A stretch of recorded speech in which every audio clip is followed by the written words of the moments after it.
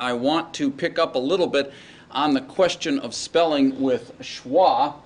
But before we get there, I want to review what we learned basically about syllables. Okay? Remember that we talked about, or did we, that there are really essentially two kinds of syllables in Hebrew. There is the open syllable, which is a consonant followed by a vowel, and there is a closed syllable, which is a consonant vowel closed by a final consonant.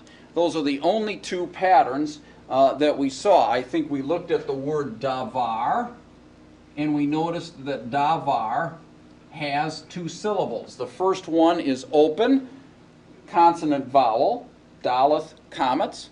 The second syllable is closed, baith, comets, resh. By the way, let's stop for a minute. Is this dagesh lene or forte? Beginning the word, it would be dagesh lene. Have we talked about dagesh forte? We will in a minute. This is a dagesh lene. Now, the question is, here's a Bagad Kafath letter, but there's no dagesh in it. Why not? It starts a syllable. This is a new syllable. It's closed.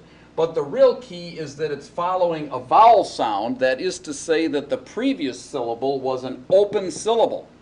And again, the real reason for getting a dagesh lene is not that it starts a syllable, as much as that it follows a consonant or vowel sound. And after a vowel sound, the dagesh will be gone because the letter is soft. After a consonantal sound, and we'll see that again in a minute, that Bagad Kafath letter would be hard.